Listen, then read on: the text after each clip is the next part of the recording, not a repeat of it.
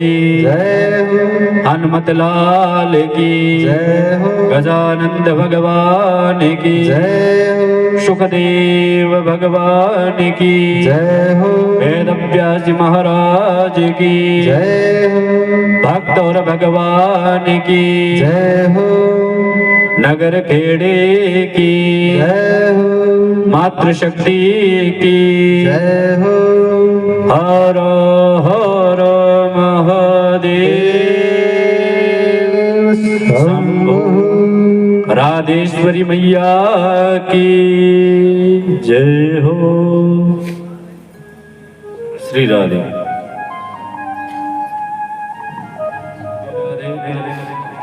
जय श्री कृष्णा।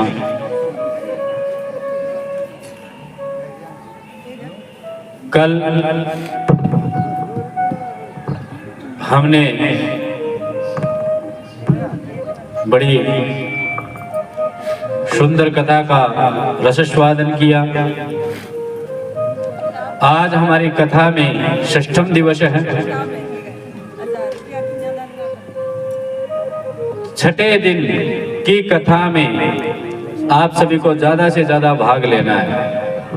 देखो, मैं कहूँगा मेरी जो पार्टी है आज वो किसी प्रकार से हारनी नहीं चाहिए। लास्ट दिन है नाचने का। कल तो पता आपको हमें यज्ञ हवन इत्यादि में काफी समय लगेगा।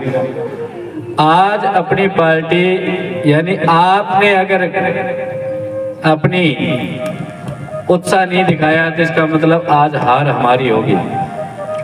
इस गद्दी पे मैं बैठा हूँ तो इसका मतलब मेरी हार तो इस गद्दी की हार हुई कि नहीं है आपके कारण।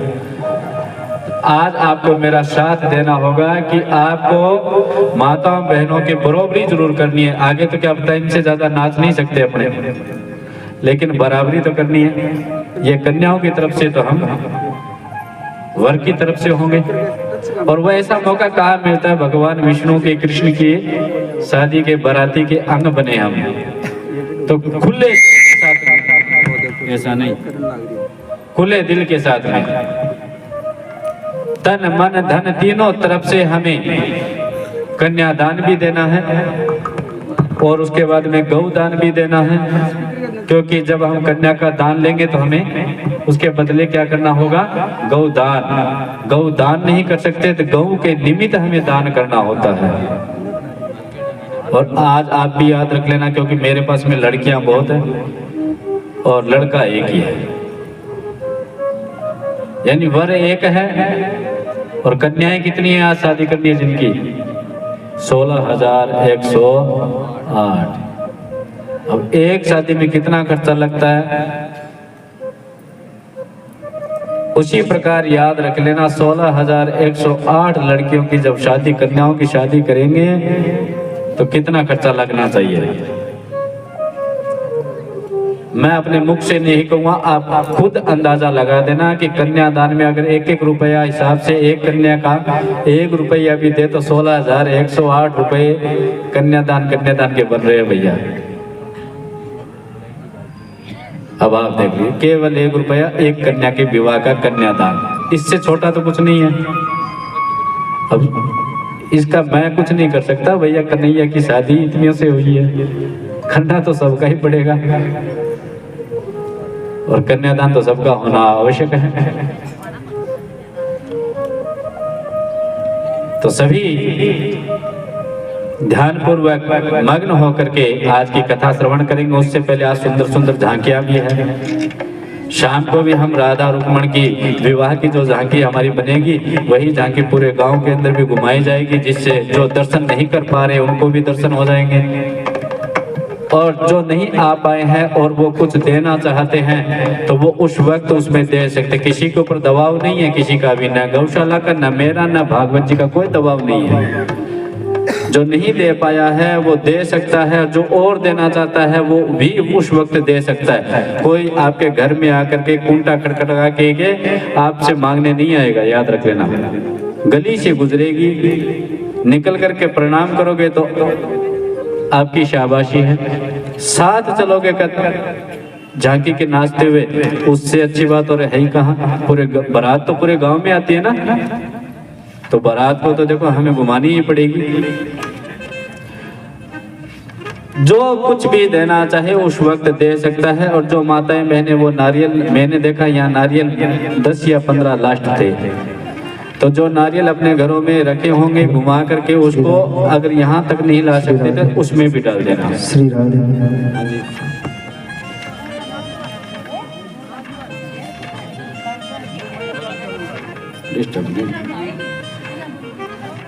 उस वक्त डाल सकते हैं। और सभी से निवेदन करूंगा कि साथ रहना। घर में कामकाज होते हैं मुझे भी पता है, लेकिन ये सिर्फ 2 ही दिन का है बस, आज और कल हम अपने यहाँ चले जाएंगे, फिर आप उसी प्रकार लगे रहोगे जैसे लगे रहे हो। फिर ये 12 महीने पर जाकर के बात पड़ेगी। तो 2 दिन पूरा तन मन धन सब कुछ लगा देना है और पूरे गांव को लगाना है, बामलवास और सवाला को। पता चलना चाहिए अड़ोस पड़ोस के और जो गांव हैं उनको कि श्रीमद् भागवत कथा और गौ माता की सेवा के लिए पूरा गांव किस प्रकार अपने तन मन धन से लगा हुआ है। ये जो यहाँ पर वीडियो चलती है ना, ये पूरे YouTube के माध्यम से बहुत सारे लोग देखते हैं। याद रख लेना, आप अकेले यही नहीं देख रहे हो, और भी बहुत सारे लोग देखते हैं बाद में जब मैं इसको YouTube पे अपलोड कर देता हूँ। हजारों लोग देखते हैं। तो इसलिए सबको ये लगना चाहिए कि भी जो भी सनातन धर्म प्रेमी हैं उनको लगना चाहिए कि अगर सनातन धर्म की नींव अगर कहीं रखी जा रही है तो वो कहाँ है? सवाला बामलवास में है। उत्साह अगर किसी के मन में है गौ माता के प्रति तो वो सवाल और बामलवास के गांव के नागरिकों में है, भक्तिमती माताओं में है। और आप तो वैसे भी धर्म के प्रतीक कहलाती हो, तो आपको तो कहना ही क्या। कल जब भगवान ने पूजा करवाई थी, किसकी पूजा की थी हमने कल? एक पर्वत था ना, गोबर पर्वत के एक रोग थे, नाम तो गोवर्धन जी है। गोवर्धन पूजा दीपावली के दूसरे दिन होती है उनकी पूजा। उनकी पूजा की तो हमेशा इंद्र की पूजा करते थे, और इस बार भगवान के कहने से किनकी पूजा कर ली? गोवर्धन जी की पूजा की। इंद्र बड़ा नाराज हुआ। उसने अपना प्रकोप, अपना प्रभाव दिखाने के लिए वरुण भगवान से कहा कि जितने भी बादल हैं सब इकट्ठे करके ब्रिज के ऊपर ले आओ और इतनी बरसात करो कि जब तक त्राही ना हो जाए, जब तक सब डूब ना जाए, जब तक लोग मुझे पुकार ना ले तब तक मत रुकना। इंद्र राजा है देवताओं का, आज्ञा का पालना करनी पड़ेगी, चाहे वह सही हो या गलत।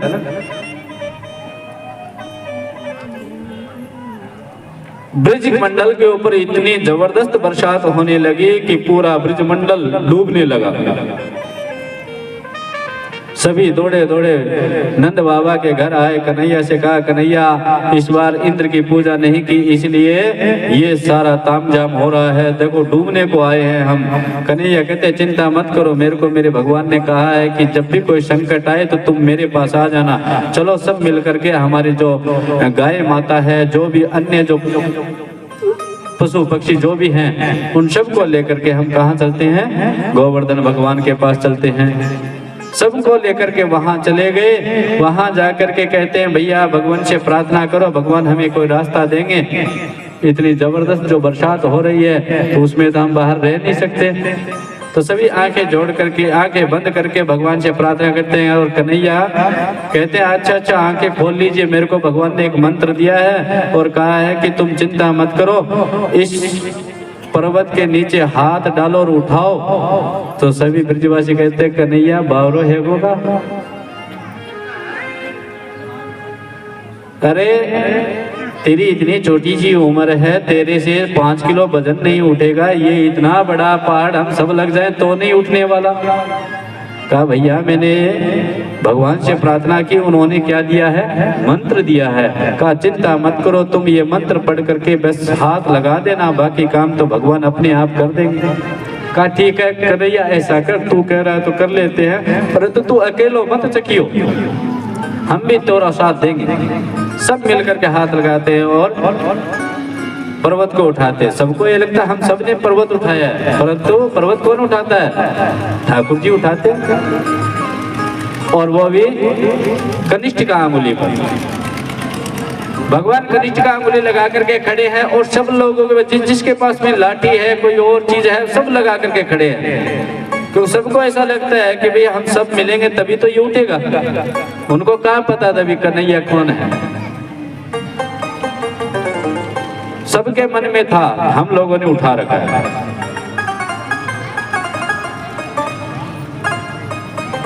और पर्वत के चारों तरफ पानी ना आ जाए इसलिए शेषनाग यानी बलराम जी जो थे ना, वो शेषनाग के अवतार थे, उन्होंने परिक्रमा ऐसी लगा दी कि जल अंदर नहीं आएगा। तो जब तक बरसात जैसे बरसती रही तब तक वो सब वहीं रहे। भगवान को ब्रिजवासी कहने लगे भैया कन्हैया तू बड़ा छोटा है, कोमल है, तेरे हाथ दर्द कर रहे होंगे, काफी देर हो गए तुझे हाथ ऊपर किए हुए, तू ऐसा कर थोड़ा आराम कर ले, इसको तो हमने डांट रखा है। कन्हैया कहते हैं बाबा मैंने हाथ नीचे कर लिया तो आप लोगों का पता ही नहीं चलेगा कहाँ गए। अरे कन्हैया चिंता मत कर, हमने रोक रखा है। तो कन्हैया ने कहा आपने रोक रखा है? हाँ, अरे हम सब लगे हैं तेरे साथ में। कन्हैया तूने तो एक अंगुली लगा रखी, एक अंगुली से कौन सा पहाड़ रुकता है? कहा ठीक है। थोड़ा सा इशारा किया था नीचे की और सबकी लाठियां टूट गई। जैसे ही पर्वत नीचे आने लगा तो सब कहने अरे कन्हैया बचा बचा, क्या हो गया? कन्हैया ने फिर से ऊपर कर लिया। कहा बाबा तुम तो कह रहे थे कि हमने रोक रखा है, अब बताओ किसने रोक रखा है? सभी कन्हैया को कहते हैं, नंद बाबा को कहते हैं अरे नंद बाबा तुम्हारे तो कन्हैया नहीं, साक्षात भगवान ही अवतार लेकर के आए हैं, ये साक्षात भगवान है। एक अंगुली पे पूरे पर्वत को उठा रखा है। फिर इंद्र जैसे ही देखने के लिए आते हैं तो देखते हैं कि ब्रजमंडल में पानी की एक बूंद भी नहीं है, जैसे पहले धूल उड़ रही थी वैसे ही धूल उड़ती हुई दिखाई दी। तो आश्चर्यचकित हो गए, आकर के भगवान के चरणों में प्रणाम किया और माफी मांगी कि भगवान हम पहचान नहीं पाए आपको कि आप साक्षात नारायण हो, हमें क्षमा कीजिए, और 10 श्लोकों में उनकी स्तुति की। विशुद्धं सत्त्वधाम शांतं त्वं मयं द्वास्तरजस्तमस्कं मायामयो अयं गुण संप्रभावो न विद्यते ते ग्रहणानुबंधो। इस प्रकार 10 श्लोकों में भगवान की स्तुति की, बड़ी सुंदर स्तुति की, और भगवान ने क्षमा कर दिया, आशीर्वाद दिया उन्हें।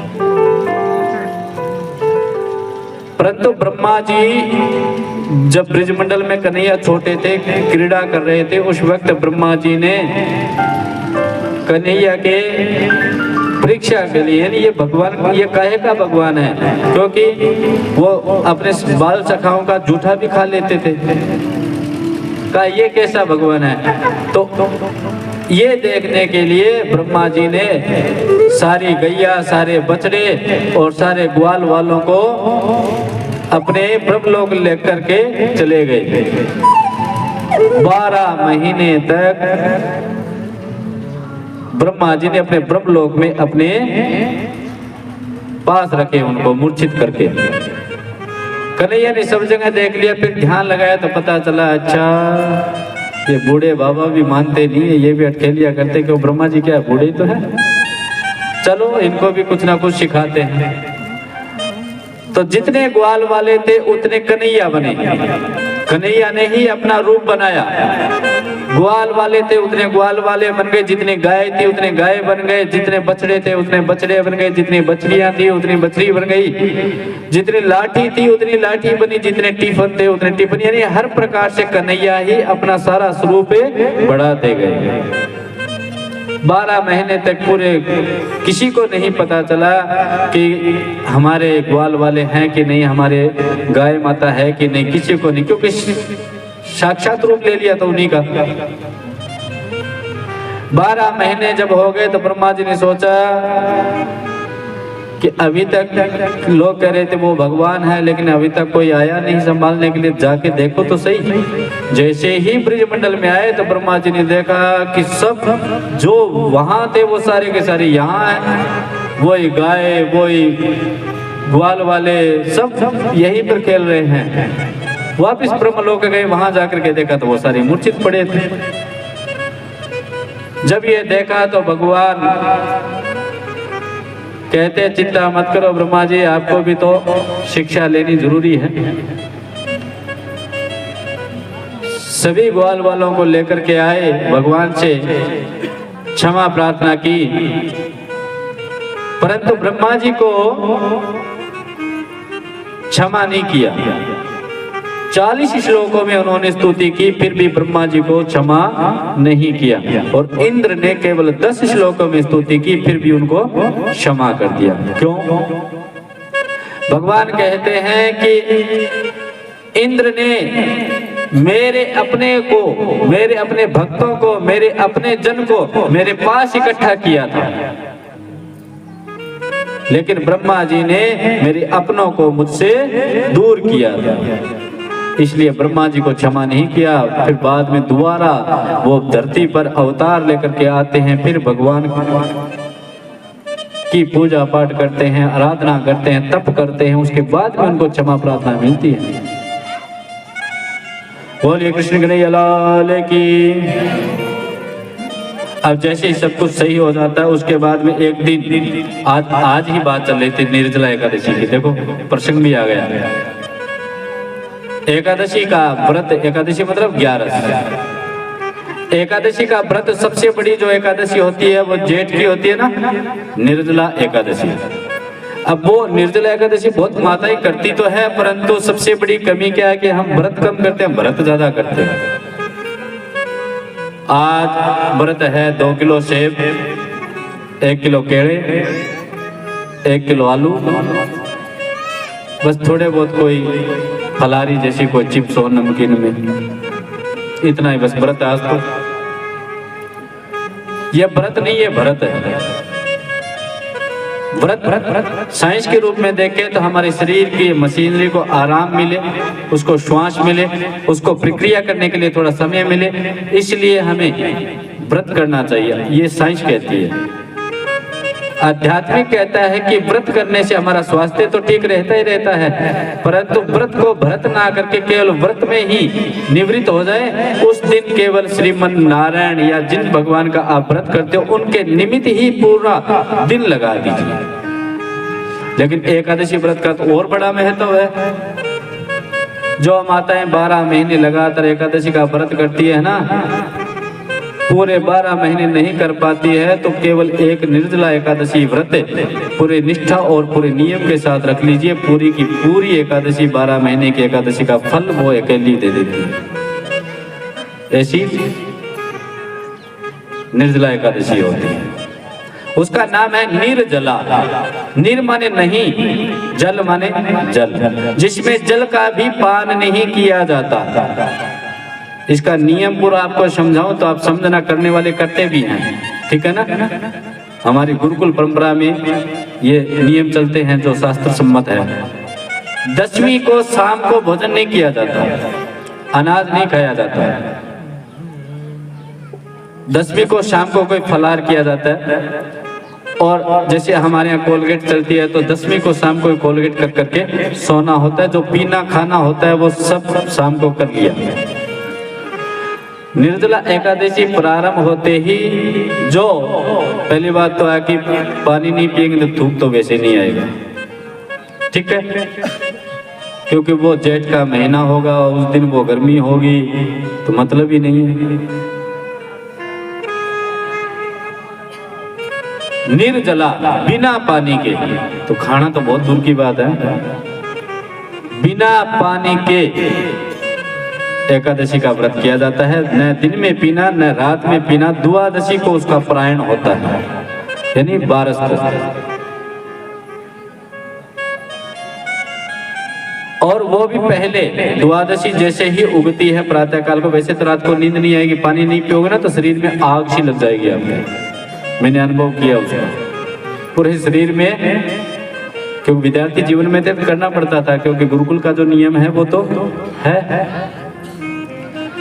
पूरे शरीर में जैसे जैसे शाम होगी ना, शरीर में से गर्मी निकलेगी जबरदस्त, तो लगभग तो 20 के नीचे रहेंगे, इतनी गर्मी पैदा हो जाती है हमारे शरीर में से,